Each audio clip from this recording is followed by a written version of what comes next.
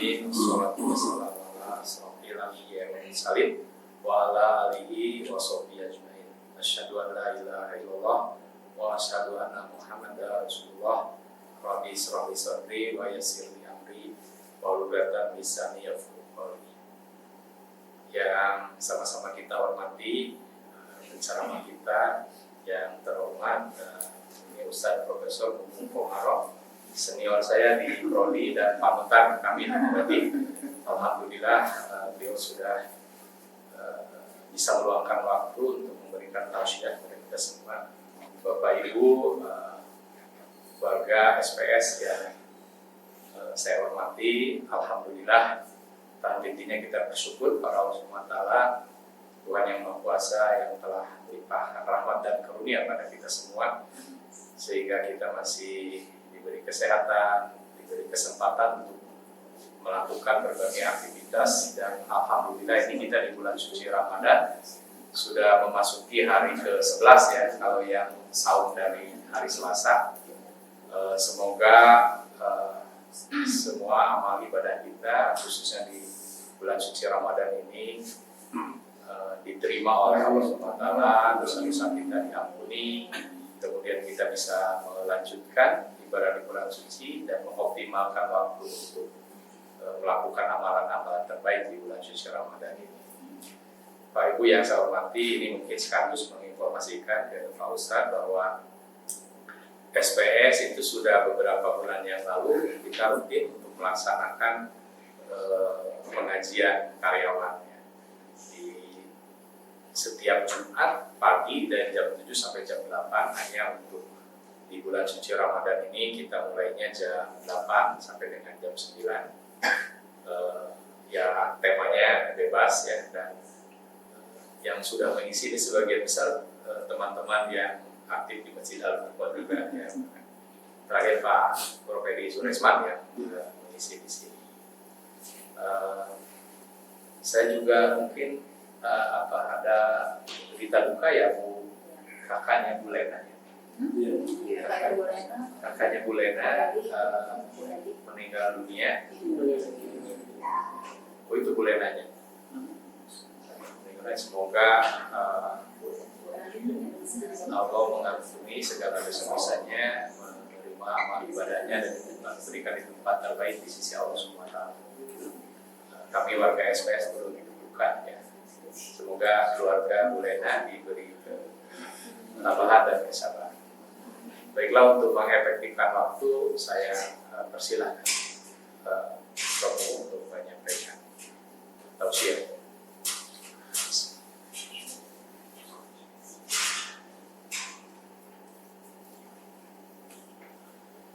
Assalamualaikum warahmatullahi wabarakatuh. Waalaikumsalam. Alhamdulillah, nahmaduhu wa nasta'inuhu wa nastaghfiruh wa na'udzu billahi min shururi anfusina wa min sayyiati a'malina. Man yahdihillahu fala mudilla lahu wa man yudlil fala hadiya lahu. Asyhadu an la ilaha illallah wa asyhadu anna Muhammadan abduhu wa rasuluh. Allahumma salli ala Muhammad wa ala ali Muhammad kama sallaita ala Ibrahim wa barik ala Muhammad wa ala ali Muhammad kama barakta ala Ibrahim fil alamin innaka Hamidum Majid. Ya ayyuhal hadirin ittaqullah wa la tamutunna illa wa antum muslimun. Hadirin sekalian yang saya cintai, yang saya hormati secara khusus, secara khusus lagi Bapak Jurus 1 2 di luar Ibu Bapak dosen ekspresi Bapak Tendy dan semua yang hadir. Terima kasih banyak untuk kesempatan yang diberikan kepada saya. Bapak Ibu sekalian, sebetulnya saya keder mesti selama di sini. Kalau tadi Pak Wadir saya senior karena memang rambut saya hampir putih semuanya. Padahal Ibu Bapak ketika saya ngambil S3, beliau ini koper saya. Aku udah agak yang muda. Kemudian Ibu Wadir dua juga itu dosen saya ketika saya S3 di sini manajemen pemasaran yang gitu. Saya harus bicara di hadapan guru, maka niatnya oke saya sebagai ceramah mengingatkan diri saya, karena kata Rasulullah apabila kamu bicara ceramah kalau bahasa kita niatkan untuk mengingatkan diri sendiri. Mematahan mojai kameri logikanya gitu. Tapi kalau saya mengingatkan diri saya, yang salah saya ingatkan diri saya sendiri. Profesor Juntika juga sama guru saya. Istrinya teman Saliti, Profesor saya Profesor Fismaya satu. Mudah-mudahan kita duduk di sini menjadi amal terbaik bagi kita sekalian. Amal terbaik itu kalau kemarin Pak Profesor Jaja kultumnya, gampangnya barang siapa yang menuntut satu ayat, mempelajari satu ayat Al-Quran itu lebih baik daripada 1000 rakaat sholat. Apabila mempelajari satu bab ilmu maka lebih baik daripada 1000 rakaat sholat sunnah. Mudah-mudahan Allah catat kita ini menjadi amal terbaik bagi kita. Karena Rasulullah pernah menjelaskan istighfar itu amalan para wanita. Kemudian tasbih juga amalan para wanita. Saum amalan orang yang miskin. Membaca Al-Quran amalan orang yang lemah. Sholat amalan orang yang kuat. Sedekah amalan orang yang kaya. Kata Rasulullah, tahukah kamu amalan apa yang menjadi amalan sang juara? Jadi topnya amal dibanding yang tadi. Baca Quran, saum, sedekah, istighfar, tasbih. Kata Rasulullah, amalan sang juara adalah thalabul ilmi. Mudah-mudahan kita duduk di sini Allah catat amal terbaik bagi kita. Walaupun saya tidak yakin ini menjadi amal, menjadi thalabul ilmi, karena saya mengingatkan diri saya ada tujuan anak ini, tapi mudah-mudahan ini jadi amal terbaik bagi kita sekalian. Hadirin sekalian, ini adalah bulan Saum. Jangankan kita, anak bisa jadi anak cucu kita kalau seusia saya. Itu hafal betul bahwa tujuan saum itu la'allakum tattaqun, agar kalian bertakwa masa dan Pak Kiai Haji Atian Aridani itu menyebutkan indikator takwa pada Al-Quran itu ada 18 kata beliau. Walaupun ketika saya rinci lebih detail itu tidak kurang dari 37 indikator takwa dalam Al-Quran. Jadi la'allakum tattaqun itu cirinya ada 37. Dan dari 37 itu kebanyakan itu bukan hanya hubungan kita dengan Allah, tapi kebanyakan itu hubungan kita dengan sesama. Artinya ibadah sosial. Jadi kalau kita saum menjadi orang yang bertakwa, ketakwaan kita meningkat, berarti hubungan sosial kita lebih baik. Itu saja indikatornya. Bahasa gampangnya, apa tuh akhlak mulia lebih baik dari hasil saum.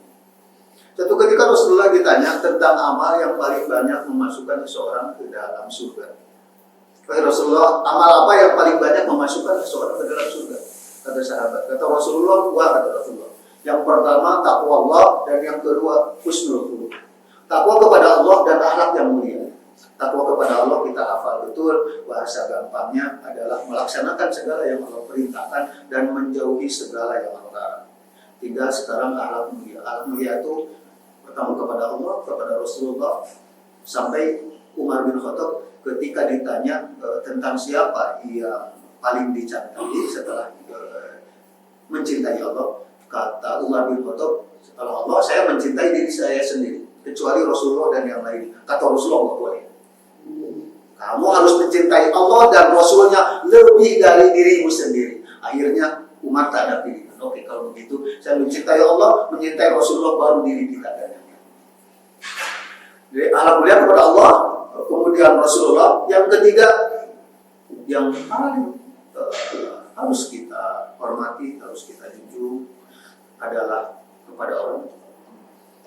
Dalam Al-Quran surat Al-Isra, Allah berfirman, "A'udzubillahi minasyaitonir rajim. Wa qala rabbuka alla wa bil walidaini ihsana. Dan telah mewajibkan Tuhanmu untuk tidak menyembah illa Dia, kecuali menyembah Allah, karena itu kunci surga. Kunci surga itu la ilaha illallah. Man mata alla yusyrik billahi syai'a dakhala jannah. Barang siapa yang mati dan dia tidak menyekutukan Allah dengan sesuatu apapun, surga jaminannya. Dan sebaliknya, barang siapa yang mati tetapi dia menyekutukan Allah dengan sesuatu apapun, maka neraka. Mudah-mudahan Allah wafatkan kita dalam keadaan Islam. Amin. Jaminannya surga. Terlepas dosa seberapa banyak, tinggal nanti dibersihkan lewat taubat atau dibersihkan di neraka. Pertama kepada orang tua, saya maju dulu. Yang kedua kepada keluarga. Sampai Rasulullah menjelaskan khairukum khairu li ahlikum wa ana khairukum li ahli. Sebaik-baiknya kalian adalah kalian yang paling baik kepada keluarga.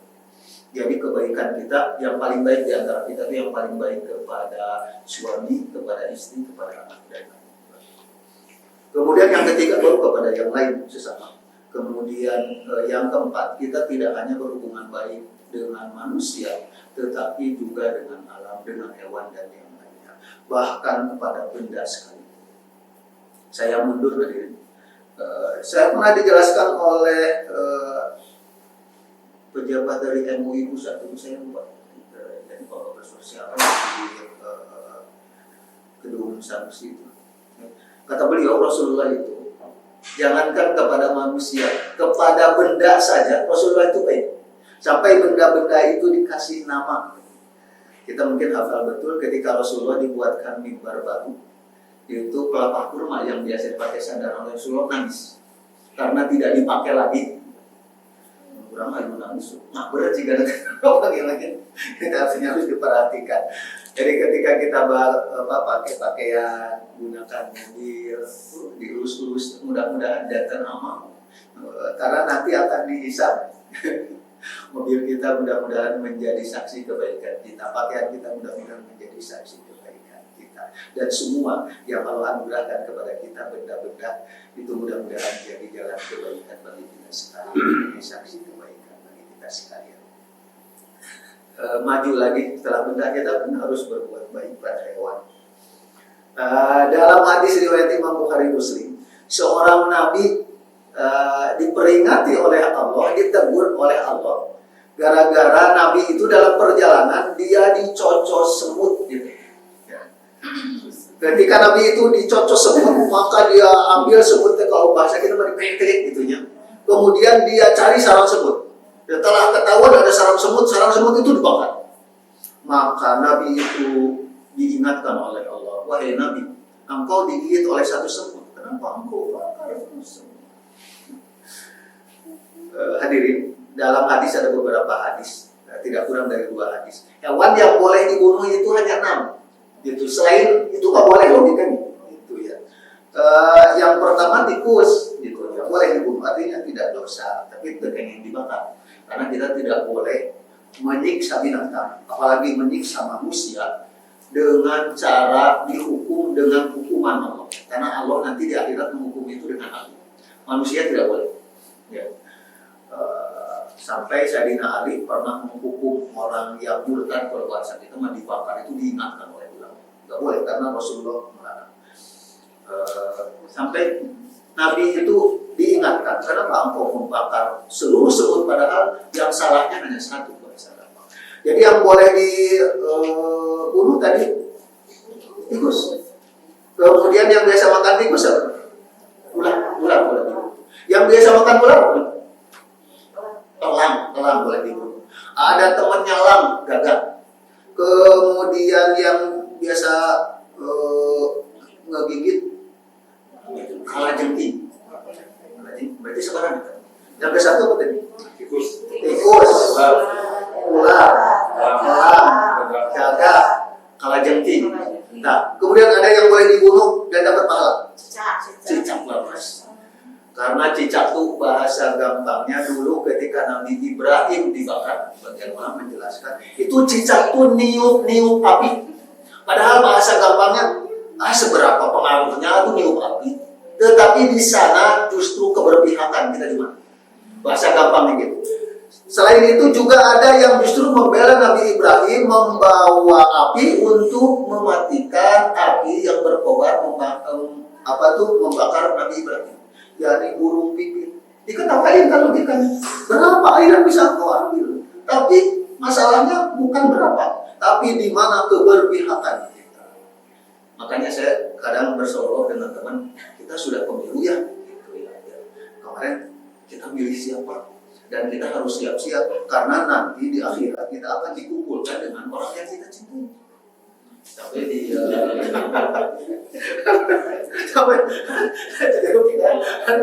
ada pendukung seseorang gitu ya. Selamat. Nanti Bapak semoga dikumpulkan bersama Bapak ini, Bapak wakil ini, wakilnya ini di akhirat. Marah. Kenapa begitu? Karena memang hadisnya begitu. Tidak marah logika. Banyak orang merasa salah atau betul. Gitu. Itu mah harus ya. Saya kadang ke mahasiswa, hati-hati ya. Kamu sekarang ngefans ke siapa? Kalau ngefans ke bintang Hollywood, siapa nanti kamu di akhirat muncul dengan bintang Hollywood? Gitu ya. Makanya kalau ngefans memanik sama Rasulullah, para sahabat dijamin surga. Kalau ibu-ibu Siti Khadijah, Siti Aisyah, istri Rasulullah kan dijamin surga. Mudah-mudahan dengan Siti Khadijah nanti di surga Firdaus.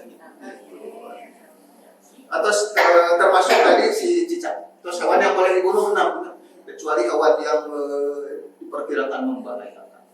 Jadi nggak boleh kita semut ditindas gitunya gitu. Kalau makanan kita semut berarti itu tuh pelajaran kita beli. Kenapa kita tidak nyimpan gula itu di dekat sarang semut gitu, nanti tidak akan ngambil daging kita kan. Logikanya gitu. Itu semut. Kemudian kita tahu persis hadis riwayat Bukhari, artinya hadis sahih. Seorang ibu masuk neraka gara-gara apa nih? Nyancang kucing, untuk kucing.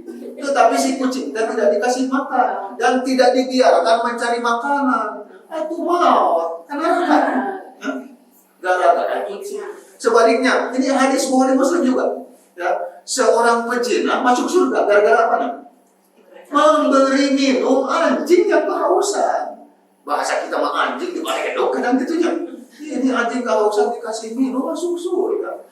Gara-gara itu, walaupun sebagian ulama menjelaskan itu gara-gara dia menolong anjing, akhirnya dia bertobat masuk surga.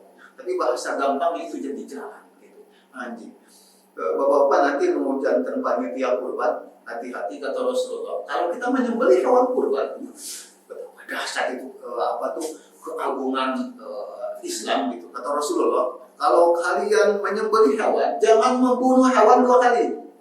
Jadi kalau kita menyembelih hewan, firman nanti jadi panitia kurban. Ketika menyembelih kambing, itu tidak boleh kambing yang sebelahnya lihat. Kayak stres itu udah sama membunuh 2 kali. Itu udah kencan gini sembelih kayak stres. Nanti pakai hijab ya, seperti di masjid.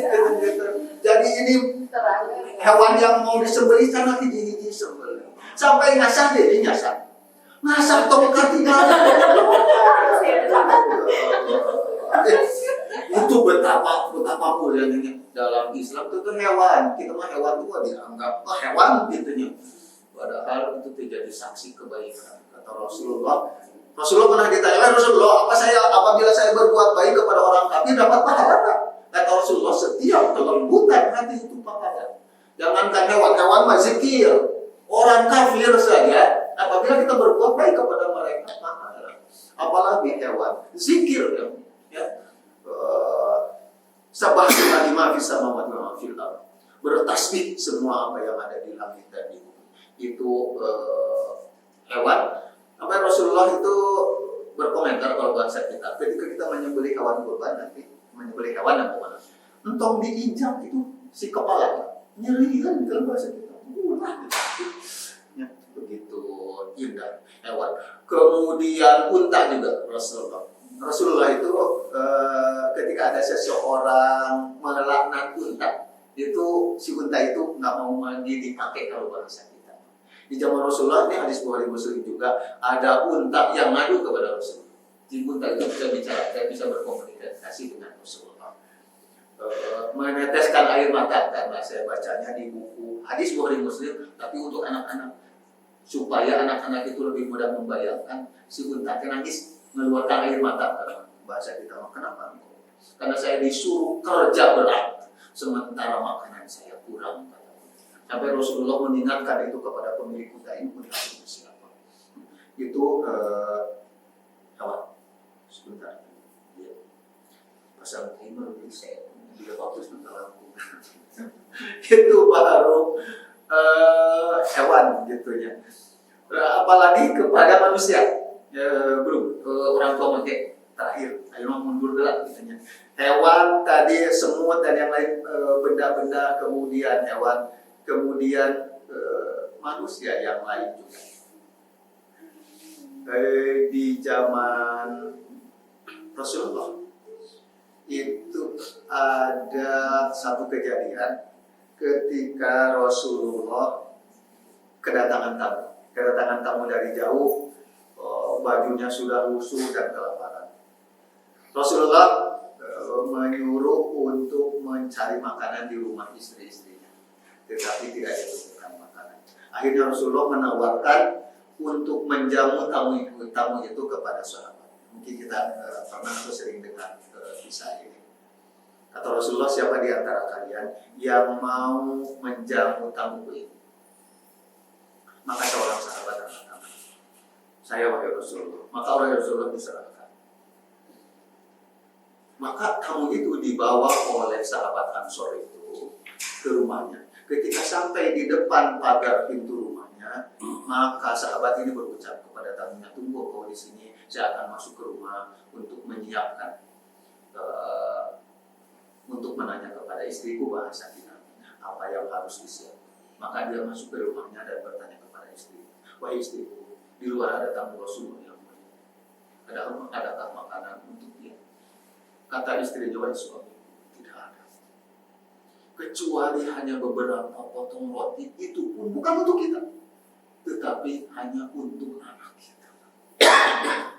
Maka kata suaminya, wahai istri, tidurkan anak kita, siapkan makanan yang satu porsi itu untuk tamu Rasulullah. Tetapi kata suaminya, nanti ketika dia akan makan, saya temani, matikan lampu. Kamu rumah tacana ya sendiri, itu dia sama baterai handphone dia tacana ya, gitu ya, matikan lampu, biar dia makan supaya terkabok kalau bahasa, supaya tidak campur. Maka ketika dihidangkan, dimatikan lampu, silakan makan. Maka dia makan dengan lahap. Ketika tamu itu ngambil roti, maka pribumi itu ngambil, kena tangannya, pura-pura, seolah-olah berebut, seolah-olah banyak. Padahal dia tidak. Ketika tamu itu makan dengan lahap, maka pribumi itu ngunyah juga. Saking mau membahagiakan tamu. Padahal dia sendiri kekurangan, istrinya kekurangan, anak-anaknya makan, malam itu tidak makan. Maka tamu itu makan dengan kenyang, tidur. Ketika pagi hari, tamu itu dibawa kembali kepada Rasulullah. Tiba-tiba Rasulullah melihat mereka berdua. Rasulullah tersenyum dan berkomentar, semalam, kata Rasulullah, Allah tersenyum melihat apa yang dilakukan oleh engkau dan oleh istri.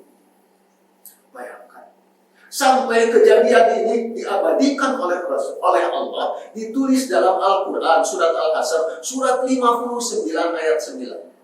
A'udzubillahi minasyaitonirrajim. Wa yu'thiru ala anfusihim walau kana bihim khasasah. Dan mereka mendahulukan orang lain. Walaupun dirinya sendiri, mereka sendiri, keluarganya sendiri khasasah, kesusahan. Betapa besar ini pahala. Karena begitu kita setiap hari, setiap Ramadan baca Al-Quran itu, baca pasti surat Al-Hasr, surat 59 ayat 9. Maka ketika kita baca itu, pahalanya ditransfer kepada sahabat yang memberi contoh. Makanya di zaman Rasulullah, sahabat itu takut berdekatan dengan Rasulullah apabila berbuat dosa karena takut diabadikan dalam Al-Quran. Kalau berbuat baik diabadikan, berbuat dosa diabadikan. Paman Rasulullah diabadikan coba. Siapa? Abu Lahab. Setiap hafal, setiap baca Al-Quran, dan itu kan ayat favorit, dan pendeknya sering kali dibaca ketika sholat, dosanya logikanya makin banyak disebut-sebut. Itu kepada manusia, kepada orang lain, belum lagi kepada keluarga. Kisah lainnya pernah terjadi. Mungkin kita pernah baca di WA, karena saya juga tahu di WA. Itu satu ketika di zaman Umar bin Khattab ada seorang keluarga yang akan melahirkan, suami istri. Dia datang ke pusat pemerintahan kalau bahasa kita. Tujuannya mau minta bantuan Amirul Mukminin karena dia mau melahirkan teganggu biaya. Maka sebelum sampai dia berkemah. Ketika dia berkemah malam hari, Umar itu biasa belusukan. Walaupun Umar tidak dijaga logikanya, biasa belusukan. Ketika dari kejauhan dilihat ada cahaya, ada tenda, maka dia dekati. Kemudian setelah itu Umar menyapa, kalau bahasa kita, Assalamualaikum, siapa kalian? Saya adalah rakyat yang mau melahirkan tetapi tidak memiliki biaya untuk persalinan istri. Umar tidak ngomong apa-apa. Kalau begitu tunggu di situ. Maka Umar pulang ke rumahnya dan dia meminta istrinya Ummu Kulsum bin Ali bin Abi Thalib, istrinya, untuk menyiapkan diri. Baik istriku, di luar sana, di luar kota sana, ya di pinggiran kota kalau bahasa kita, ada seorang ibu yang mau melahirkan. Dan dia perlu bantuan. Siapkan dirimu, siapkan peralatan untuk kita bantu agar dia melakukan persalinan dengan selamat. Maka dia bergegas. Ketika sampai, istrinya membantu istri yang akan melahirkan itu. Jadi bidan kalau bahasa kita, bidan kepada yang rajin itu. Alhamdulillah itu lahir anaknya. Ketika lahir spontan itu istri Umar bin Khattab, ya. Alhamdulillah, Amirul Mukminin. Alhamdulillah, anaknya lahir dengan selamat. Kaget itu si bapak. Ya, dia baru tahu bahwa yang di luar nungguin itu adalah Umar bin Khattab, Amirul Mukminin. Apakah kau Umar bin Khattab? Kata si ayah, betul. Dia terkejut. Ya, karena dia awalnya bercerita, saya mau datang ke Umar bin Khattab karena saya tahu Umar bin Khattab suka membantu orang lain, kata dia. Ya, Umar pergi tanpa ngomong apa. Begitu melahirkan, dia baru sadar bahwa di hadapannya Umar bin Khattab. Itu contoh Umar bin Khattab. Kisah yang lain lagi. Ini kisah nyata, kira-kira 14 abad yang lalu, tentang seorang yang berbuat baik kepada orang lain walaupun tidak kenal. Suatu ketika di daerah Mekah itu ada seorang nenek-nenek tua. Nenek-nenek masih tua nih. Nenek-nenek tua mau naik unta dan menaikkan bekal-bekalnya ke unta. Wah, dia dengan susah payah. Maka datang seorang laki-laki setengah baya kalau bahasa. Dibantu, naikkan semua beban si nenek itu ke unta. Setelah itu si nenek itu dinaikkan ke unta. Kemudian dituntun itu si unta bersama nenek dan barangnya. Kalau bahasa kita main mau kemana, saya ke tempat itu kampungan. Dituntun sampai di rumah. Maka setelah sampai di rumahnya, laki-laki itu menurunkan nenek itu, menurunkan semua barangnya. Kemudian permisi pulang. Itu si nenek spontan. Terima kasih banyak untuk kebaikanmu, tapi mohon maaf, saya tidak bisa membalas kebaikan kecuali saya membalas dengan pesan baik, kata dia. Kata si nenek kepada laki-laki itu, hati-hati. Sekarang ada orang yang jahat, yang memisahkan keluarga dengan keluarga yang lain. yang mengajarkan kesesatan, yang mengajarkan kekacauan, kata si nenek itu. Dan dia ngaku sebagai nabi. Hati-hati, jangan sampai engkau ketipu, kata nenek. Ini bukti kasih sayangku, membalas budi baikmu. Hati-hati, semoga engkau tidak ketipu, kalau bahasa kita. Iya nek, kalau bahasa kita. Pulang, si laki-laki itu. Tapi si nenek lupa, sini lupa, saya mau tahu siapa nama engkau. Gitu.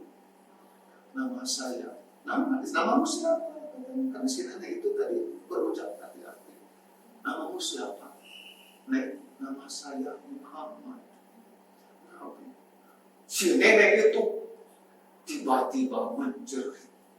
Yang tadi di hati-hati, awas, ada orang yang ngaku nabi namanya Muhammad. Engkau jangan tertipu, kata dia. Tiba-tiba orang yang membantu itu laki-laki barusan itu namanya Muhammad. Maka kalau bahasa kita sih itu speechless. Tiba-tiba dia berucap, asyhadu an la ilaha illallah wa asyhadu anna Muhammadar Rasulullah. Perbuatan seperti itu tidak mungkin dilakukan, kata nenek, kecuali oleh seorang nabi. Maka dia pun masuk Islam. Bagaimana kebaikan Rasulullah yang diikuti oleh Umar bin Khattab tanpa basa-basi, sekedar selfie kalau bahasa kita namanya gitu. Keikhlasan itu apa ya, berbuat baik kepada sesama. Berikutnya mundur tadi, berbuat baik kepada benda, berbuat baik pada hewan, berbuat baik pada manusia sesama. Berikutnya berbuat baik kepada keluarga. Karena urutannya yang paling baik itu tadi orang tua, itu pasti nomor satu. Karena tidak ada ibadah yang nyaris selevel dengan menyembah Allah kecuali berbuat baik kepada orang tua. Kemudian setelah itu apa? Berbuat baik kepada keluarga. Sampai kata Rasulullah, 1 dirham yang engkau keluarkan untuk fakir miskin, 1 dirham untuk anak yatim, 1 dirham untuk jihad fisabilillah, dan 1 dirham untuk keluargamu, anak, istri atau suami, maka pahala terbesar itu adalah 1 dirham untuk keluarga. Berapa sih mendapatkan? Ini segera ditaruh, artinya kita pasti mendahulukan suami. Tinggal kita perbaiki apa yang belum. Kata Rasulullah, khairukum khairul li ahlikum. Sebaik-baiknya kalian adalah kalian yang paling baik pada keluarga. Hadirin sekalian, seringkali ini saya sampaikan, mengingatkan diri saya tentang kisah nyata di zaman Umar bin Khattab. Ketika Umar bin Khattab menjadi Amirul Mukminin, ada seorang rakyat yang mau mengadu, rakyatnya bapak-bapak nih, bapak-bapak mengadu kepada Umar bin Khattab gara-gara di rumahnya istrinya cerewet. Tapi sanes di Pasca namanya, cerita lagi di Mekah. Jadi datang ke Umar bin Khattab mengadukan permasalahan istrinya yang cerewet. Sok nyarekan wae kalau bahasa kita mau usuluk ya gitu. Maka dia datang ke Umar bin Khattab. Ketika sampai di depan rumah Umar bin Khattab, pintunya terbuka. Gitu, sering mungkin kita pernah dengar ini. Tapi ini favorit untuk pelajaran muslim saya. Pintunya terbuka, dia melihat di dalam itu ada Umar lagi duduk. Istrinya berdiri. Istrinya kepada Umar nunjuk-nunjuk. Ternyata istri Umar bin Khattab nyalakan Umar bin Khattab. Padahal datangnya mau protes. Dia melihat istrinya Umar bin Khattab justru mencaci, memaki, memarahi Umar bin Khattab lebih dahsyat daripada istrinya kalau bahasa kita. Akhirnya dia, saya datang mau mengadu istri saya kepada Umar bin Khattab. Umar bin Khattab, wah lebih dahsyat, kata dia. Ngapain saya datang ke sini? Balik dia. Gitunya. Dia kaget. Umar bin Khattab, sahabat Rasulullah. Bukan hanya sahabat. Beliau besan Rasulullah. Dijamin surga. Amirul Mukminin, presiden, dicarekan ku istrinya. Apalah saya, kata dia. Ahli surga. Saya mati dijamin surga. Bukan Amirul Mukminin, bukan sahabat yang istimewa, bukan besan atau mantu. pulang. Ketika pulang, kecilian Umar terlihat oleh Umar dipanggil, saudaraku ke sini. Ngapain aku balik lagi, mau apa aku ke sini? Amirul Mukminin, saya datang mengadukan istriku cerewet.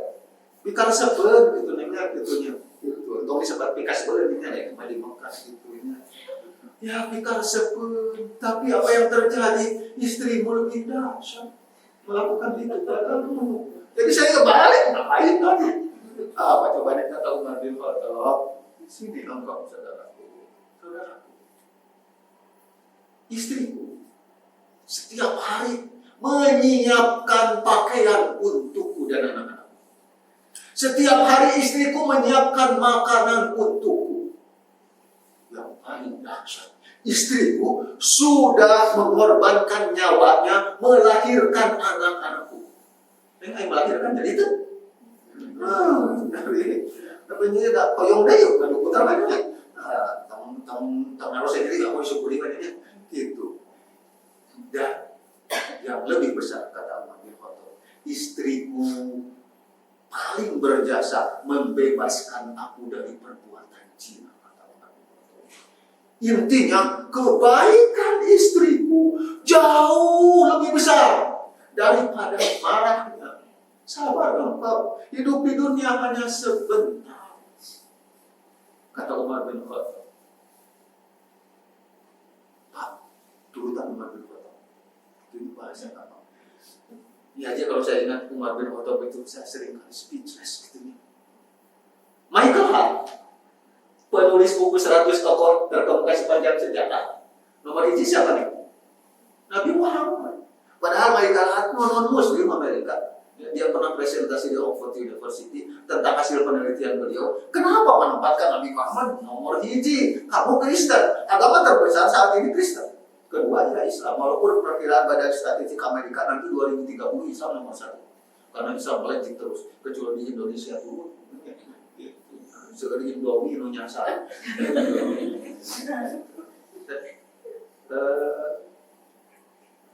Karena Rasulullah itu kata Michael Hart, dia pemimpin agama, agamanya meningkat terus. Sampai hasil penelitian dokter Yahudi itu, ya, yang paling dicintai oleh umat Islam itu ternyata kecintaan terhadap Rasul.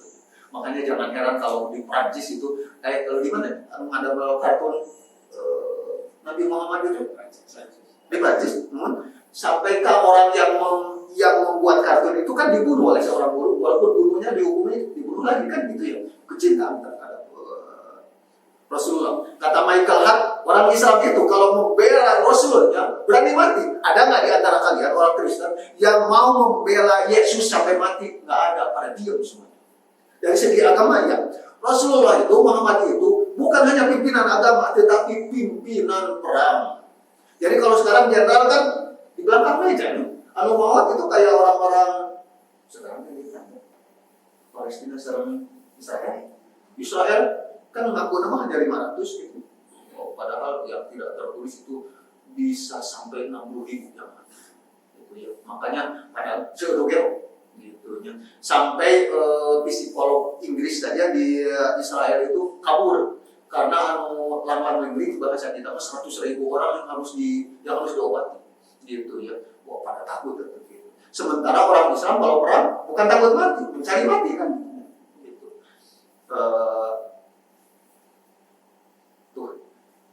Rasulullah itu pemimpin perang, pemimpin agama, pendidik terbaik, tersukses gitu ya. Kemudian beliau juga suami terbaik, beliau juga ayah terbaik, ya. Tidak ada yang mengalahkan. Dan tidak ada orang Islam di buku 100 tokoh terkemuka sepanjang sejarah itu, gak ada orang Islam kecuali ada satu, dan satu itu adalah Umar bin Khattab. Kenapa Umar bin Khattab masuk? Karena dalam 2 tahun pemerintah itu hampir 2/3 dunia dikuasai oleh Islam. Dan itu ketika Umar bin Khattab. Umar bin Khattab masuk nomor 51. Coba. Ditakuti Umar bin Khattab oleh dunia, ya, oleh musuh sekalipun, tetapi istrinya dicarikan. Tapi dia tidak melawan. Nah itu pelajaran Bapak-bapak. Gitunya Pak. Sabar Pak, nanti surga. tinggal enak neng pada urutan Umar bin Khattab atau istrinya. Itu pada urutan istrinya mama mau anu dijamin surga, mama Umar bin Khattab kena istrinya gitu.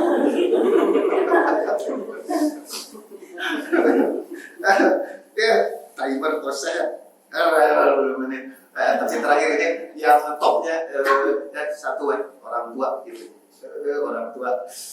Aduh ya, saya sering kali mengurus orang tua kita di kampung PO gitu. Rendah kalau dibawa dengan kita mungkin kita malu. Ya, tetapi ada kita tanpa orang tua kita. Siapapun kita nggak ada. Ini sering saya sampaikan dan kita baca di WA tentang pertanyaan seorang jamaah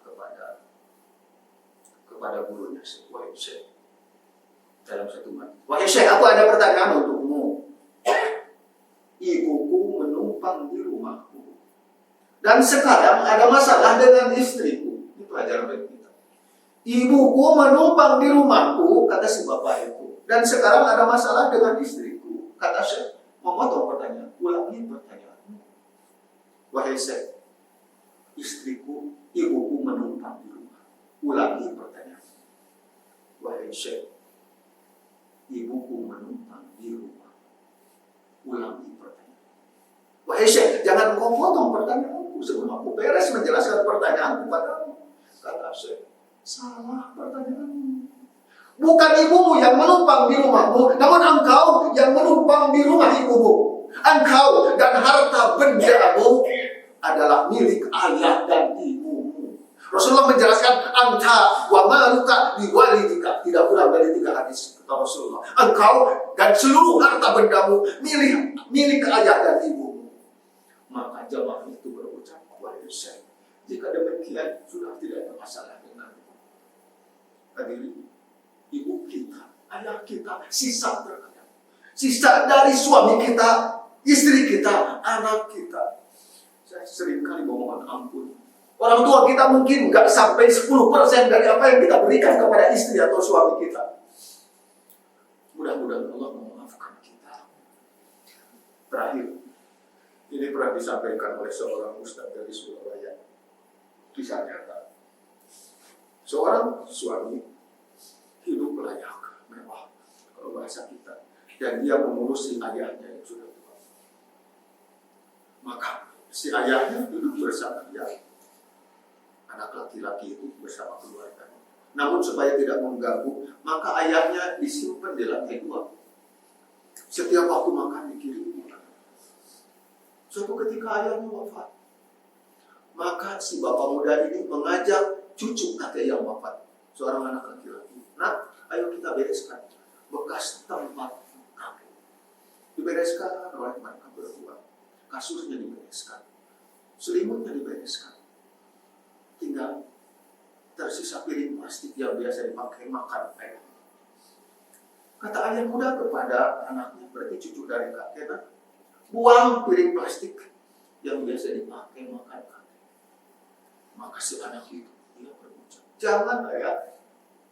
Kenapa? Kan? Jangan ayah, buat saya saja. Untuk apa engkau piring plastik bekas? Jangan. Nanti ini akan saya gunakan untuk makan ayah ketika ayah sudah tua, seperti yang ayah lakukan terhadap kakek. Maka tiba-tiba si ayah muda itu menyesal. Diambilnya selimut orang tuanya, dipeluknya dan menangis. Dia sudah menyia-nyiakan ayahnya, sementara anaknya siap membalas perbuatan dia. Rasulullah hanya berusaha, birru walidaykum wa birru abnaakum. Berbuat baik kalian kepada orang tua kalian, niscaya nanti anakmu akan berbuat baik kepadamu. Bahasa kita, berbuat baik atau mengajarkan kebaikan kepada anak agar dia berbuat baik kepada kita. Nggak perlu berbasa-basi, contoh saja, nanti dia melihat. Jaminan Rasulullah, birru walidaykum, berbuat baik kalian kepada orang tua kalian, niscaya anakmu akan berbuat baik padamu. Bahasa gampangnya, apa yang kalian lakukan kepada orang tua kalian nanti akan dibalas oleh anakmu. Seperti itu yang dilakukan. Semoga Allah memaafkan segala kesalahan kita kepada orang tua kita.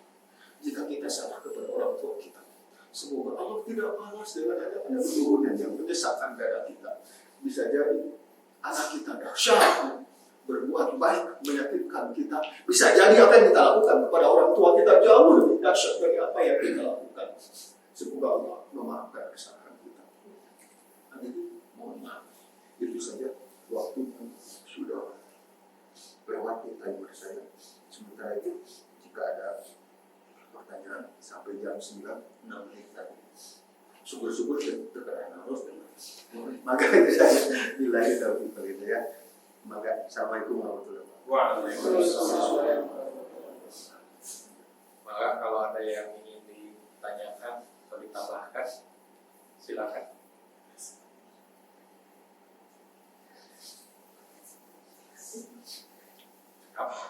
Saya mah keruyan kau naros teh. Pamirnya penutupan dengan diri. Mohon ditutup doa. Tanya naros ya. Atau sama naros atau silacak. Sebelum ditutup dengan doa, ini ada hasil penelitian orang luar negeri. Pernah dilakukan penelitian di luar negeri terhadap orang-orang terkenal di luar negeri. Orang-orang ketop kalau bahasa kita. Maka dilakukan penelitian terhadap anak-anak dari orang yang top terkenal.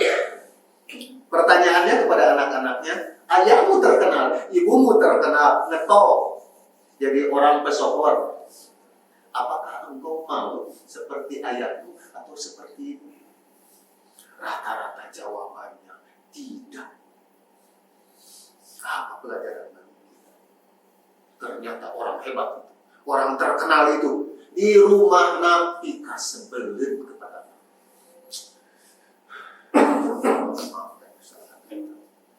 pertanyaan kamu ibu-ibu terakhir pertanyaan. Siapa orang yang paling berjasa kepada Neng? Mengasih pakaian, makanan, rumah, mobil, mengantar semua kebutuhan, memenuhi semua kebutuhan. Siapa? Itu pertanyaan pertama. Pertanyaan kedua, siapa orang yang paling dibuat sebel dibuat oleh Neng? Suami. Saya balik sekarang ke Bapak. Siapa orang yang paling berjasa kepada Bapak, adik-adik, menyiapkan pakaian, makanan segala macam, ngurus anak-anak kita? Siapa? Pertanyaan pertama.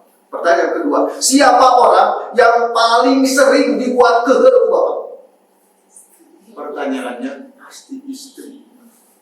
Makanya Rasulullah 14 abad yang lalu sudah memprediksi, kalau kalian mau latihan bahasa kita, khairukum khairu li ahlikum. Kalau kalian merasa diri baik, buktikan di rumah. Kalau di rumah istri sudah senang dengan apa yang kita lakukan, berarti best of the best. Kalau suami sudah senang dengan apa yang kita lakukan, berarti best of the best. Nah kalau di luar mah yakin kita orang soleh soya, yakin kita jaim di luar. Tetapi begitu ke rumah asli itu kalau luarnya, mudah-mudahan Allah memaafkan kita. Dan Rasulullah itu di rumah itu ketika ditanya kepada Siti Aisyah, bagaimana perlakuan Rasulullah? Siti Aisyah malah menunduk, ngangkat mukanya nangis kalau bahasa kita. Indah. Mudah-mudahan suami kita, istri kita, anak kita ketika ditanya tentang kita, indah perbuatan kita. Dan itu adalah manifestasi dari saum kita saat ini.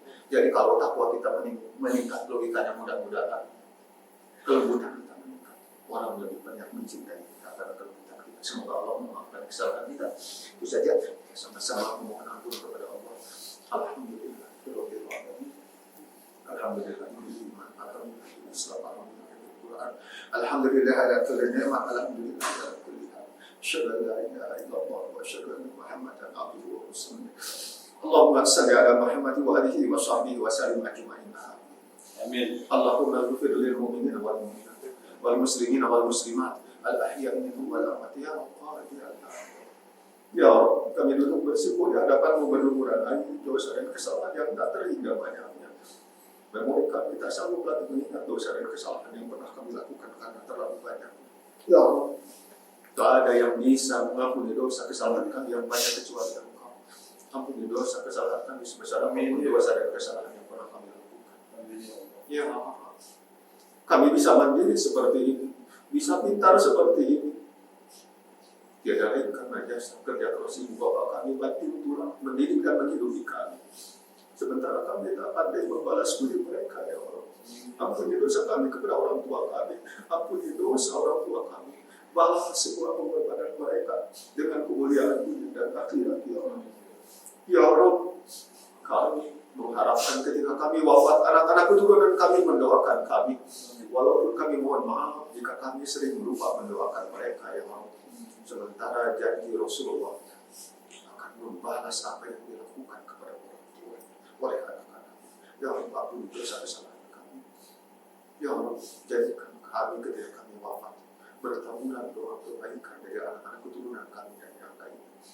Rabbana la tuzigh qulubana ba'da idh hadaytana wa hab lana min ladunka rahmah innaka antal wahhab. Ya Allah, anugerahkan kepada kami anak-anak keturunan yang soleh, solehah, yang menjadi dalam penyejuk hati, mata, batin, dan lahir kami. Ya Allah, ampuni dosa kesalahan kami kepada orang tua kami, yang jangan Engkau balas dengan anak-anak keturunan yang menyesakkan dada kami, menyakitkan kami. Ya Allah, Rabbana la tu'akhizna in nasina. Ya Allah, jangan pernah Engkau hukum dan siksa kami jika kami salah dan lupa. Rabbana atina fid dunya hasanah wa fil akhirati hasanah wa qina azabannar. Wa sallallahu ala Muhammad wa alihi wa sahbihi wa sallam ajma'in. Alhamdulillahi rabbil alamin.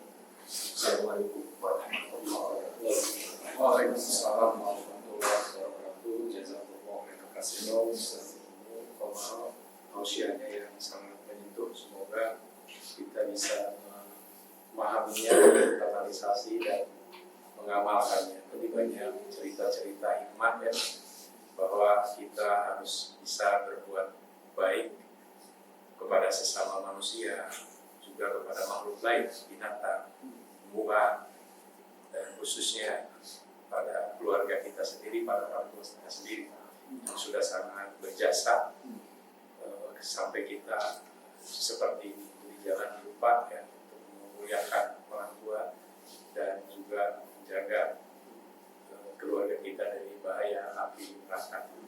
Saya kira itu. Terima kasih Bapak Ibu semua. Mari kita tutup dengan bacaan alhamdulillah. Bila taufiq hidayah. Wassalamualaikum warahmatullahi wabarakatuh.